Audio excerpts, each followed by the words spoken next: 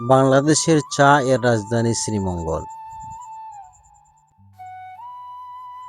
মৌলভীবাজারের কমলগঞ্জ ও শ্রীমঙ্গলে অবস্থিত লাউয়াছড়া জাতীয় উদ্যান 1250 হেক্টর আয়তনের একটি সংরক্ষিত রেইন ফরেস্ট। 1925 সালে ব্রিটিশ আমলে বৃক্ষায়নের মাধ্যমে এই বনের সৃষ্টি। প্রিয় দর্শক, আজকে আমি কথা বলবো লাউয়াছড়া জাতীয় উদ্যান এর ইতিহাস, ঐতিহ্য, সংস্কৃতি ও প্রকৃতি নিয়ে, এবং সাথে আছে ঢাকা থেকে শ্রীমঙ্গল কিভাবে আসবেন এবং ভ্রমণের গাইডলাইন পাবেন আজকের এই ভিডিওতে। তো প্রিয় দর্শক, দেরি না করে আজকের এই ভিডিও যাত্রা শুরু করি। যারা আমার এই চ্যানেলটি সাবস্ক্রাইব করেন নাই, দয়া করে সাবস্ক্রাইব করে পাশে থাকুন। সবুজ চা বাগান আর প্রকৃতির অপরূপ সৌন্দর্যে ঘেরা শ্রীমঙ্গল যেতে সবচেয়ে জনপ্রিয় মাধ্যম হলো ট্রেন ও বাস। ঢাকা কমলাপুর রেলওয়ে স্টেশন থেকে বাংলাদেশ রেলওয়ে পরিচালিত কয়েকটি আন্তনগর ট্রেন সরাসরি শ্রীমঙ্গলে যায়। যাত্রার সময় সাধারণত 4 থেকে 5 ঘন্টা সময় লাগে।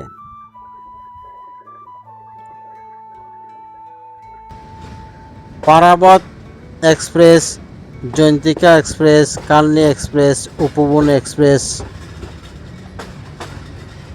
এইরকম ট্রেন রয়েছে। সকাল 7:30 থেকে রাত্রে 10টা পর্যন্ত এই 4টি ট্রেন তার নির্ধারিত সময় মতো ছেড়ে যায় শ্রীমঙ্গলের উদ্দেশ্যে। ট্রেনে যাওয়ার সুবিধা: ট্রেনে সাশ্রয়ী, আরামদায়ক, জানালা দিয়ে চা বাগান ও গ্রামের দৃশ্য দেখা যায়। তবে ট্রেনে ভ্রমণ করতে হলে অবশ্যই অগ্রিম টিকিট সংগ্রহ করতে হবে। ঢাকা থেকে শ্রীমঙ্গল বাসে যাওয়ার উপায়: সায়দাবাদ, ফকিরাপুর ও মহাখালী বাসস্ট্যান্ড থেকে শ্রীমঙ্গলের উদ্দেশ্যে বাস ছেড়ে যায়। হানিফ এন্টারপ্রাইজ, শ্যামলী পরিবহন, এনা পরিবহন, মামুন এক্সপ্রেস, রূপসী বাংলা,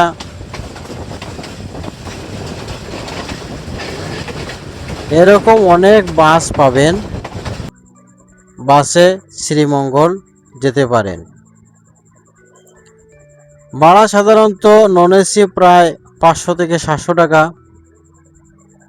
এসি 1100 থেকে 1500 টাকা এইরকম ভাড়া হতে পারে। প্রথমেই চোখে পড়ে সারি সারি রাবার গাছ, দেখে যেন মন জুড়ে যায়। সবুজে ঘেরা এইসব প্রকৃতি, চা বাগান, নান্দনিক দৃশ্য চোখে দেখলাম। লাউয়াছড়া জাতীয় উদ্যান এর ইতিহাস, ঐতিহ্য, সংস্কৃতি ও প্রকৃতির অপার সৌন্দর্য দেখতে আজকে পরিবার নিয়ে শ্রীমঙ্গলের উদ্দেশ্যে ট্রেনে চেপে বসে রওনা দিলাম।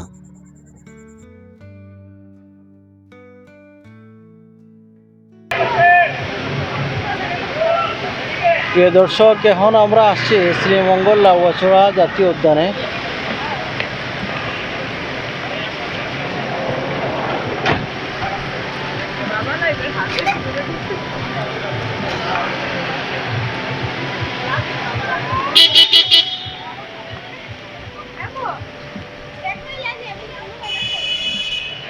বিকেল হলেই অনেক পর্যটকের সমাগম হয়। লাউয়াছড়া জাতীয় উদ্যানে নেমেই প্রথমে দেখা মিলল বানরের সাথে, এবং এখানে আমরা কিছু খাবার দিয়েছি।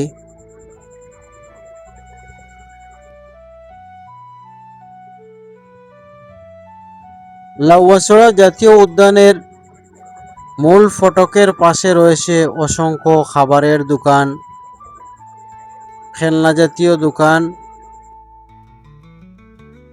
বাংলাদেশের চায়ের রাজধানী হিসেবে পরিচিত শ্রীমঙ্গলের বুকে অবস্থিত লাউয়াছড়া জাতীয় উদ্যান দেশের অন্যতম গুরুত্বপূর্ণ সংরক্ষিত বনাঞ্চল।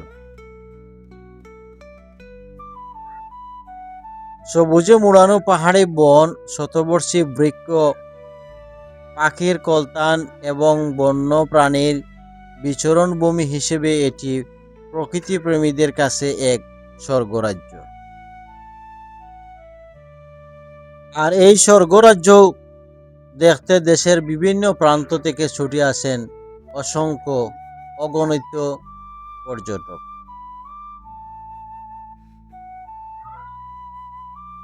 আর এই ঐতিহাসিক লাউয়াছড়া জাতীয় উদ্যান দেখার জন্য আমরা জনপ্রতি টিকিট সংগ্রহ করব।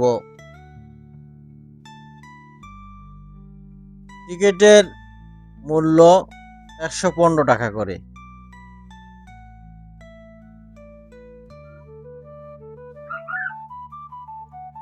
লাউয়াছড়া জাতীয় উদ্যানের ভিতরে 2টি শুটিং হয়েছে। একটি শুটিং হয়েছে around the world in 18 days, আরেকটি শুটিং হয়েছে জনপ্রিয় কথা সাহিত্যিক ও নির্মাতা হুমায়ুন আহমেদের আমার আছে জল। 2008 সালে এই শুটিংটি হয়।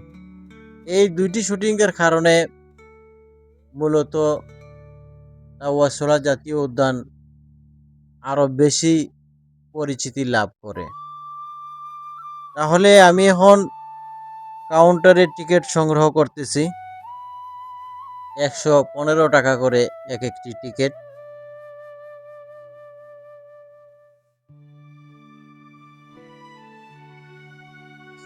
শতাব্দীর স্মারক লাউয়াছড়া জাতীয় উদ্যান, কমলগঞ্জ, মৌলভীবাজার।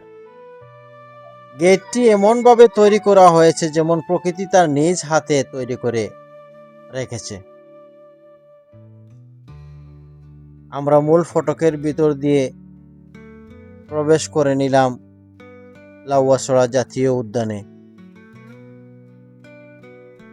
এই জাতীয় উদ্যানের ভিতরে ঢোকার দুই পাশে সারি সারি সুন্দর সুন্দর গাছ, প্রকৃতি যেন তার একটা রূপ তৈরি করে রেখেছে।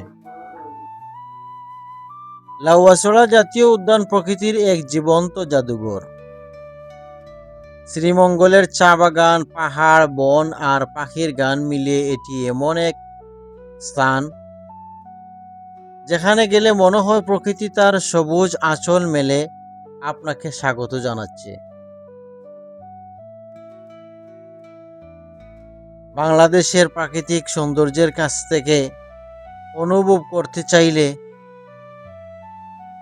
লাউয়াছড়া জাতীয় উদ্যান অবশ্যই আপনার ভ্রমণ তালিকায় থাকা উচিত। হাতের ডান পাশে রয়েছে অসংখ্য কার্যালয়, বিট কর্মকর্তার কার্যালয় এবং বাম পাশে রয়েছে মসজিদ। আরো সামনে রয়েছে খাসিয়া আদিবাসীদের জন্য মন্দির, গির্জা।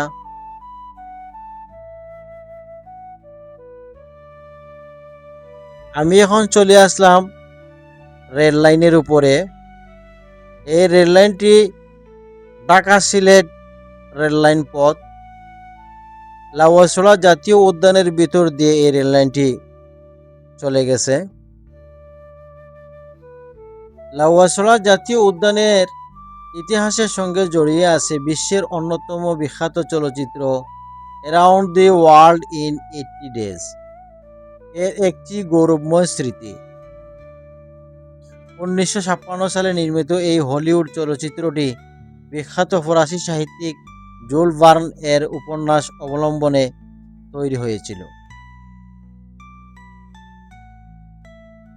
ছবিটির বিভিন্ন দৃশ্য ধারণের জন্য বিশ্বের বহু দেশ বেছে নেওয়া হয়েছিল, আর সেই তালিকায় স্থান পেয়েছিল বাংলাদেশের বর্তমান লাউয়াছড়া বনাঞ্চল, অর্থাৎ লাউয়াছড়া জাতীয় উদ্যান। চলচ্চিত্রটির ভারতীয় রেলযাত্রার অংশের কিছু অংশ ধারণ করা হয় শ্রীমঙ্গল কমলগঞ্জ এলাকার রেললাইনে, যা আজকের লাউয়াছড়া জাতীয় উদ্যানের মধ্য দিয়ে চলে গেছে। ঘন সবুজ, বৃষ্টি, অরণ্য, পাহাড়ি বন আর আঁকাবাঁকা রেললাইন দেখে নির্মাতারা এটিকে তৎকালীন ভারতের জলাঞ্চলের আদর্শ দৃশ্য হিসেবে বেছে নিয়েছিলেন। কথিত আছে ছবির সেই বিখ্যাত দৃশ্যে ট্রেনটি ঘন জঙ্গলের মধ্য দিয়ে ছুটে চলার সময় বন্য প্রাণীর কারণে থেমে যায়। সেই রোমাঞ্চকর দৃশ্যের পটভূমি ছিল লাউয়াছড়ার বন ও রেলপথ। আজও উদ্যানের ভেতরের ঐতিহাসিক রেললাইনটি দর্শনার্থীদের কাছে বিশেষ আকর্ষণ, কারণ এটি ছিল সেই পথ যেখানে হলিউডের ক্যামেরা প্রায় 7 দশক আগে ধারণ করেছিল বিশ্ববিখ্যাত একটি চলচ্চিত্রের দৃশ্য। লাউয়াছড়ার মানুষ গর্বের সঙ্গে এই ইতিহাস স্মরণ করেন। অনেক পর্যটক আজও সেই রেললাইনের পাশে দাঁড়িয়ে ছবি তোলেন এবং কল্পনা করেন একসময় এখান দিয়ে বিশ্বের অন্যতম জনপ্রিয় চলচ্চিত্রের শুটিং দল কাজ করেছিল। এই ঘটনাই লাউয়াছড়াকে শুধু বাংলাদেশের নয়, আন্তর্জাতিক চলচ্চিত্র ইতিহাসেও একটি স্মরণীয় স্থানে পরিণত করেছে। লাউয়াছড়ার গভীর অরণ্যে যখন সকালের কুয়াশা বেশি বেড়ায় আর শতবর্ষী গাছের ফাঁক দিয়ে সূর্যের আলো রেললাইনের ওপর পড়ে, তখন মনে হয় ইতিহাস এখনো এখানে নিঃশব্দে হেঁটে বেড়ায়। এই পথ দিয়েই একদিন ছুটে গিয়েছিল হলিউডের সেই স্বপ্নের ট্রেন। পাখির গান, বনভূমির নীরবতা আর রেললাইনের দীর্ঘ পথ যেন আজও সাক্ষী হয়ে আছে around the world in 80 days এর সেই সোনালী স্মৃতির। বনের অস্তিত্ব ও জীববৈচিত্র্য রক্ষার জন্য বাংলাদেশ সরকার 1996 সালের 7 জুলাই বন্যপ্রাণী সংরক্ষণ আইন 1974 অনুযায়ী বনটির 1250 হেক্টর এলাকাকে জাতীয় উদ্যান হিসেবে ঘোষণা করেন। জনপ্রিয় কথা সাহিত্যিক ও নির্মাতা হুমায়ুন আহমেদ এর চলচ্চিত্র আমার আছে জল এর কিছু অংশ লাউয়াছড়া জাতীয় উদ্যানের করা হয়েছিল। শুটিংটি করা হয় 2008 সালে। আর এই দুইটি শুটিংয়ের কারণেই আন্তর্জাতিকভাবে লাউয়াছড়া জাতীয় উদ্যানটি বেশ পরিচিতি লাভ করে। এছাড়া লাউয়াছড়া শুধু বন নয়, এটি বিভিন্ন ক্ষুদ্র নৃগোষ্ঠীর সংস্কৃতিরও ধারক। এখানে খাসিয়া, ত্রিপুরা ও মণিপুরী জনগোষ্ঠীর বসবাস রয়েছে। তাদের নিজস্ব ভাষা, পোশাক, জীবনধারা ও সংস্কৃতি এই অঞ্চলের বৈচিত্র্যকে আরও সমৃদ্ধ করেছে। খাসিয়া পল্লীগুলোতে গেলে দেখা যায় পানের চাষ, ঐতিহ্য, বাঁশ কাঠের ঘর ও প্রকৃতির সঙ্গে মিশে থাকা এক সরল জীবনযাত্রা। পর্যটকদের কাছে এসব পল্লী বিশেষ আকর্ষণের কেন্দ্র। ভিডিওটি দেখার জন্য সবাইকে ধন্যবাদ।